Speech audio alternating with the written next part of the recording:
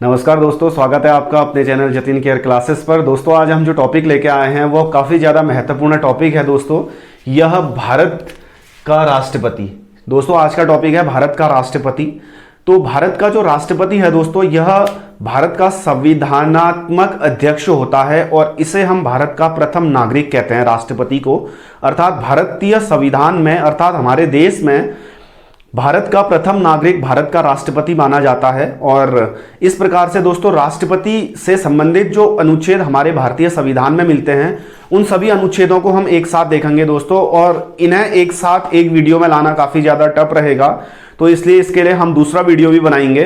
तो दोस्तों यहाँ पे जो राष्ट्रपति है ना, राष्ट्रपति भारतीय संविधान के भाग 5 जिसमें व्यवस्था मिलती है द यूनियन अर्थात संघ, भाग 5 के अंतर्गत आता है। और भारतीय संविधान का भाग 5 अनुच्छेद 52 से 151 तक की चर्चा करता है अनुच्छेद, और यह भारतीय संविधान का सबसे बड़ा भाग है। तो यहाँ पे राष्ट्रपति से संबंधित जो अनुच्छेद भारतीय संविधान में शुरू होते हैं, यह आर्टिकल 52 से शुरू होता है। तो इससे संबंधित दोस्तों हमने एक ट्रिक यहाँ पे जनरेट की है। यह ट्रिक है, इसको हम ऐसे याद कर सकते हैं, रा का नी री प पू शर्तें शपथ महाभियोग पद रिक्त। रा का नी री प पू शर्तें शपथ महाभियोग पद रिक्त। तो दोस्तों यह राष्ट्रपति से संबंधित अनुच्छेद हैं। अब इनको हम यहाँ पे डिस्क्राइब करते हैं। अनुच्छेद 52 में भारत के राष्ट्रपति से संबंधित व्यवस्थाएं शुरू हो जाती हैं। यहाँ पे अनुच्छेद 52 में कहा गया, जैसे मैंने यहाँ पे रा लिखा है, अनुच्छेद 52, इससे तात्पर्य है भारत का राष्ट्रपति, रा से तात्पर्य है राष्ट्रपति। और यहाँ पे अनुच्छेद 53 है, यहाँ का लिखा हुआ है, अर्थात यहाँ पे कार्यपालिका का प्रधान। तो दोस्तों अनुच्छेद 52 में कहा गया है कि भारत का एक राष्ट्रपति होगा। अनुच्छेद 52 में कहा गया है भारत का एक राष्ट्रपति होगा, अर्थात राष्ट्रपति से संबंधित जो भी उल्लेख है इसकी चर्चा हमें अनुच्छेद 52 के अंतर्गत मिलती है। और यहाँ पे अनुच्छेद 53 में है राष्ट्रपति का कार्यपालिका के प्रधान के रूप में होना। दोस्तों जैसा कि हमें पता है हमारी राज्य व्यवस्था के 3 अंग होते हैं, कार्यपालिका, व्यवस्थापिका और न्यायपालिका। तो इसमें यहाँ पे जो कार्यपालिका है, कार्यपालिका का जो प्रधान होता है यह भारत का राष्ट्रपति होता है। भारत में जो भी व्यवस्थाएं होती हैं सारी राष्ट्रपति की ओर से होती हैं। और इसमें क्वेश्चन कभी ऐसे भी आता है, जैसे 1 नंबर का क्वेश्चन आएगा, भारत में कार्यपालिका का प्रधान कौन होता है, तो हम जाएंगे राष्ट्रपति के साथ। अगर इसमें पूछा जाता है कि भारत में कार्यपालिका का वास्तविक प्रधान, अर्थात कार्यों को कौन संपादित करता है, ग्राउंड पर कार्यों को कौन लाता है, तो यहां पे होगा प्रधानमंत्री। तो इसी प्रकार से दोस्तों आर्टिकल 54 है, रा का नी से है राष्ट्रपति का निर्वाचन। राष्ट्रपति का निर्वाचन, तो राष्ट्रपति का जो निर्वाचन होता है दोस्तों, राष्ट्रपति का निर्वाचन जैसे भारत में विधायक का इलेक्शन होता है, विधानसभा के चुनाव होते हैं, राष्ट्रपति का निर्वाचन जैसे भारत में सांसदों के चुनाव होते हैं, ऐसे चुनाव राष्ट्रपति के नहीं होते हैं प्रायः। अर्थात राष्ट्रपति का जो निर्वाचन होता है दोस्तों, इसमें यहां पे जो लोग भाग लेते हैं अर्थात वो हमारे द्वारा चुने गए प्रतिनिधि होते हैं। जैसे सांसद को हम चुनते हैं, सांसद अर्थात लोकसभा का, और यहां पे राज्यसभा के जो सांसद होंगे इनको हम नहीं चुनते हैं। भारत में सांसद लोकसभा के और भारत में सांसद राज्यसभा के और राज्यों के विधानसभा के निर्वाचित सदस्य, राज्यों में विधानसभा के निर्वाचित सदस्य, और यूनियन टेरिटरी में, केंद्र शासित प्रदेशों में दिल्ली और पुदुचेरी के निर्वाचित विधानसभा सदस्य भी इसमें भाग लेते हैं। अर्थात राष्ट्रपति का जब निर्वाचन होता है इसमें लोकसभा के निर्वाचित सदस्य, राज्यसभा के निर्वाचित सदस्य, राज्यों की विधानसभाओं के निर्वाचित सदस्य, इसमें दिल्ली और पुदुचेरी की जो केंद्र शासित प्रदेश हैं यहाँ के ये सदस्य भाग लेते हैं। और अर्थात ये कहीं ना कहीं राष्ट्रपति के चुनाव में सीधे भारत की जनता वोटिंग नहीं करती है। अर्थात राष्ट्रपति का चुनाव जो होता है वो अप्रत्यक्ष रूप से होता है, इनडायरेक्टली होता है, ना कि डायरेक्टली होता है। डायरेक्टली से तात्पर्य है कि वहां पे जनता इनको चुनेगी, और यहां पे जनता नहीं चुनती है, अर्थात जनता के द्वारा चुने गए प्रतिनिधि ही इनको चुनते हैं। तो यहां पे दोस्तों नेक्स्ट है रा का नी री, अनुच्छेद 55 राष्ट्रपति के निर्वाचन की रीति राष्ट्रपति के निर्वाचन की रीति। राष्ट्रपति का जो निर्वाचन होता है दोस्तों, यह निर्वाचन जनरली जैसे हम और लोगों को चुनते हैं, जैसे हमारे यहाँ विधानसभा के चुनाव होते हैं, पंचायती राज के चुनाव होते हैं, सांसद के चुनाव होते हैं, हम सीधे जाते हैं और सीधे अपने मत का वहां पर प्रयोग करते हैं। अर्थात इस प्रकार से राष्ट्रपति का चुनाव नहीं होता है। राष्ट्रपति का जो चुनाव होता है यह एकल, इसको हम कहते हैं एकल संक्रमणीय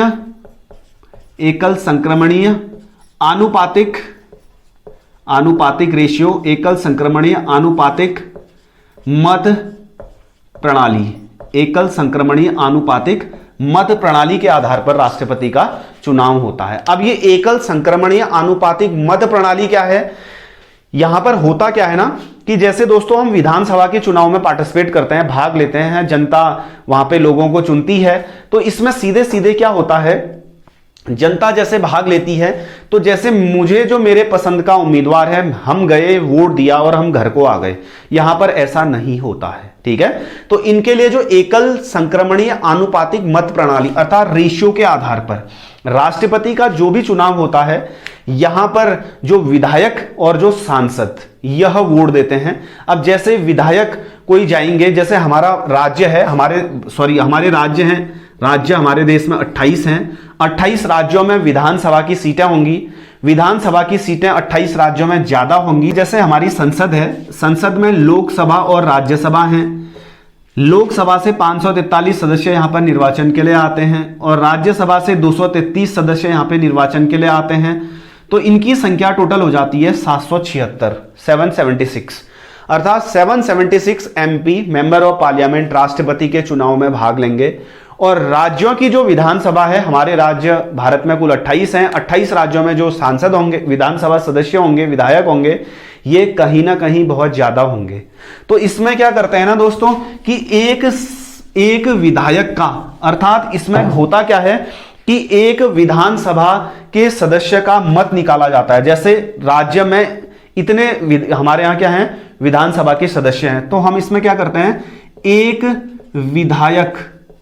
विधायक और विधानसभा का सदस्य एक ही बात है, एक विधायक का मत बराबर राज्य की कुल जनसंख्या अपॉन बट्टे उस राज्य के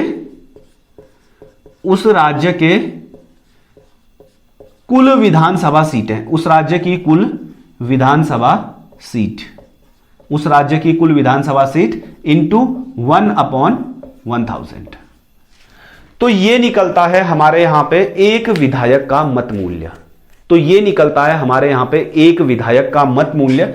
जो ये निकलेगा, ये लगभग पूरे भारत में सभी का बराबर माना जाता है। और इसी प्रकार से दोस्तों यहां पे एक सांसद का मत मूल्य भी निकालते हैं। एक सांसद का जो मत होगा दोस्तों, जो ये निकलेगा, जैसे राज्य का हमने ये निकाला, इसका मत मूल्य अर्थात विधायक का मत मूल्य अपॉन उस राज्य के कुल सांसद, अपॉन यहां पे निर्वाचित सांसदों की संख्या। तो इस प्रकार से दोस्तों यहां पर प्रायः सांसद और विधायक का मत मूल्य निकाला जाता है, और एक सांसद का मत मूल्य और एक विधायक का मत मूल्य निकाला जाता है। तो इसी आधार पर यह लोग वोट देने के लिए जाते हैं। और दोस्तों यहां पे होता क्या है ना, जो एकल संक्रमणीय आनुपातिक मत प्रणाली है, जिसके आधार पर यहां पे राष्ट्रपति का इलेक्शन होता है, इसमें जनरली होता क्या है, जैसे राष्ट्रपति के 4 कैंडिडेट हैं, जैसे राष्ट्रपति के कुल 4 कैंडिडेट हैं। अब कोई भी एमपी जाएगा या कोई भी एमएलए जाएगा राष्ट्रपति को वोट देने के लिए, तो ये क्या करते हैं कि सभी लोगों को मत देते हैं, ये सभी लोगों को वोट देते हैं। जैसे कोई विधायक गए, उन्होंने कहा सी मेरी फर्स्ट चॉइस है, बी मेरी सेकंड चॉइस है, ये तीसरी और ये चौथी। तो इस प्रकार से कोई आए, उन्होंने बोला डी मेरी फर्स्ट है, ये सेकंड है, ये फोर्थ है, ये थर्ड है। फिर नेक्स्ट कोई आए, उन्होंने बोला सी मेरी फर्स्ट है, ये थर्ड है, ये सेकंड है और ये फोर्थ है। इस प्रकार से यहां पे कोई भी विधायक और कोई भी सांसद अपने मत मूल्य का जब प्रयोग करेगा, तो वो सभी को अपनी चॉइस के अनुसार यहां पे वोट देगा। तो फिर अंत में यहां पे क्या होता है ना कि जिसकी सबसे ज्यादा चॉइसें होंगी। यहां पे फिर आगे जो प्रक्रिया होती है, यह प्रक्रिया कुछ इस प्रकार से होती है, कुल वैध मत, कुल वैध मत टोटल वैलिड वोट अपॉन 2+1, अर्थात इतना जो कोई भी व्यक्ति लाएगा, अर्थात हम ये कह सकते हैं कि यह आधे से एक ज्यादा, ठीक है, इतना जो कोई व्यक्ति लाएगा वह भारत का राष्ट्रपति बनेगा, ठीक है। इसमें यहां पे चॉइसें देखी जाती हैं, जैसे हमने चॉइसें देखी, चॉइसें देखने के बाद कुल कितने वोट पड़े, जिनकी प्रथम चॉइस है अपॉन 2+1, अगर यह 50% से ज्यादा, अतः यह 50% से ज्यादा रहता है तो इस प्रकार से वह व्यक्ति राष्ट्रपति बनेगा। तो यहां पे आपने एक क्वेश्चन सुना होगा, भारत के वह राष्ट्रपति जिनके निर्वाचन के लिए द्वितीय चक्र की मतगणना हुई थी, ठीक है, यह राष्ट्रपति थे वीवी गिरी। अर्थात जब यहां पे प्रथम चक्र की मतगणना हुई होगी तो 50% किसी को नहीं मिला होगा, फिर दोबारा से वोट काउंट किए गए, यहां पे वीवी गिरी को 50% से ज्यादा मिला, तब वो द्वितीय चक्र की मतगणना में यहां पर विजित हुए। तो इस प्रकार से दोस्तों राष्ट्रपति का निर्वाचन होता है भारत में। राष्ट्रपति के निर्वाचन की जो मेथड है, यह मेथड भारत के राष्ट्रपति के निर्वाचन की है। तो इस प्रकार से यहां पे दोस्तों जो नेक्स्ट अनुच्छेद मिलता है, अनुच्छेद 56 पदावधि। पदावधि का मतलब हो गया कार्यकाल, पदावधि का मतलब हो गया कार्यकाल।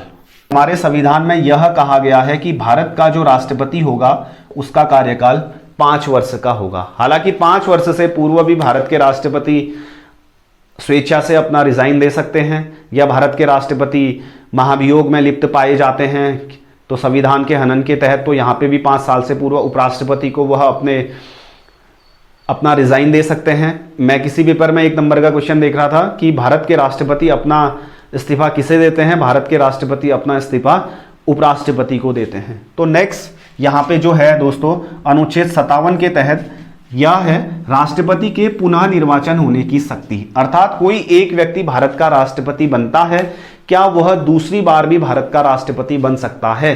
तो दोस्तों यहां हमारे संविधान में कहा गया है, ऐसा हमारे संविधान में ऐसा कहीं से कहीं तक कोई प्रावधान नहीं है कि भारत का कोई भी व्यक्ति कितनी बार राष्ट्रपति बनेगा, अर्थात हमारे देश में कोई भी व्यक्ति कितनी भी बार यहां पे भारत का राष्ट्रपति बन सकता है।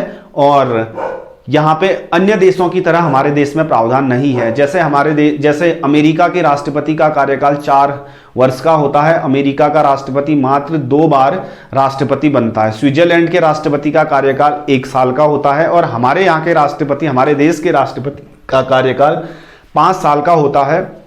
और हमारे देश में कोई भी व्यक्ति कितनी भी बार राष्ट्रपति यहाँ पे बन सकता है। और यहाँ पे सबसे लंबी अवधि तक हमारे देश में राष्ट्रपति बनने वाले थे डॉक्टर राजेंद्र प्रसाद, जो 2 कार्यकाल के लिए यहाँ पर चुने गए थे आर्टिकल 57 के तहत। तो नेक्स्ट दोस्तों आर्टिकल 59 है कि राष्ट्रपति पद की शर्तें। अगर कोई भी व्यक्ति भारत का राष्ट्रपति बनेगा, कोई भी व्यक्ति भारत का राष्ट्रपति बनेगा तो उसके लिए यहाँ पर शर्तें क्या होंगी, कि क्या कंडीशन होगी, किन कारणों से वह व्यक्ति भारत का राष्ट्रपति बनेगा। तो दोस्तों इसमें सबसे पहला तो यही है कि वह भारत का नागरिक हो, वह भारत का नागरिक हो, वह भारत का नागरिक होगा, ठीक है। और नंबर 2 अर्थात वह व्यक्ति 35 वर्ष की आयु पूर्ण कर चुका हो। हमारे देश में राष्ट्रपति बनने के लिए 35 वर्ष की आयु पूर्ण मांगी गई है।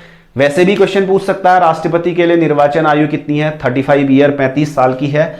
और इसमें नंबर 3 है कि वह व्यक्ति पागल या दिवालिया ना हो। पागल मीन्स मेंटल और दिवालिया मीन्स इंसॉल्वेंट। दिवालिया जनरली कोई भी बैंक किसी व्यक्ति को घोषित करता है, अर्थात जब उस व्यक्ति की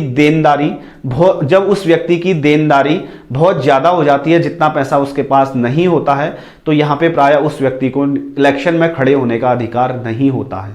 और नंबर 4 यहां पर यह है कि वह व्यक्ति लोकसभा या राज्यसभा का सदस्य बनने की योग्यता रखता हो और वह किसी लाभ के पद पर न हो। अगर वह लाभ के पद पर होगा तो उसने वह लाभ का पद त्यागना पड़ेगा। इस प्रकार से दोस्तों कोई भी व्यक्ति भारत का राष्ट्रपति बन सकता है।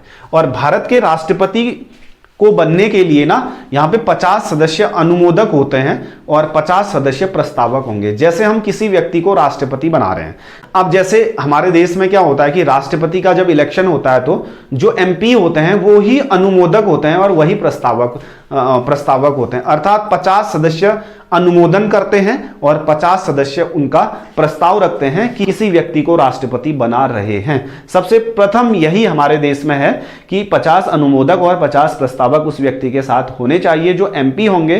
तो इस प्रकार से कोई भी व्यक्ति भारत का राष्ट्रपति बन सकता है। नेक्स्ट अनुच्छेद है यहाँ पे शर्तें। शर्तें के बाद शपथ, अर्थात शपथ को बोलते हैं ओथ, OTH ओथ।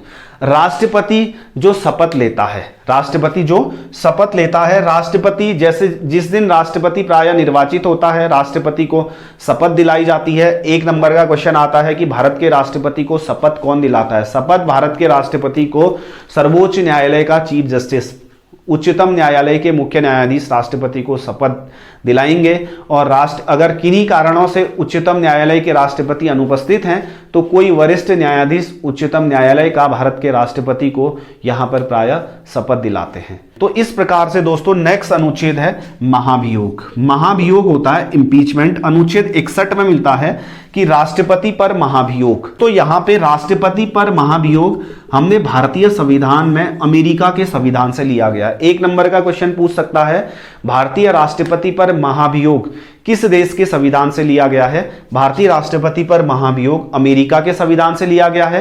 राष्ट्रपति का महाभियोग भारतीय संविधान में किस अनुच्छेद में मिलता है। अनुच्छेद 61 आर्टिकल 61 में राष्ट्रपति का महाभियोग अर्थात इंपीचमेंट मिलता है। ठीक है, तो इस तरीके से महाभियोग प्रक्रिया क्या होती है ना, राष्ट्रपति को पद से हटाने की प्रक्रिया कहलाती है महाभियोग प्रक्रिया।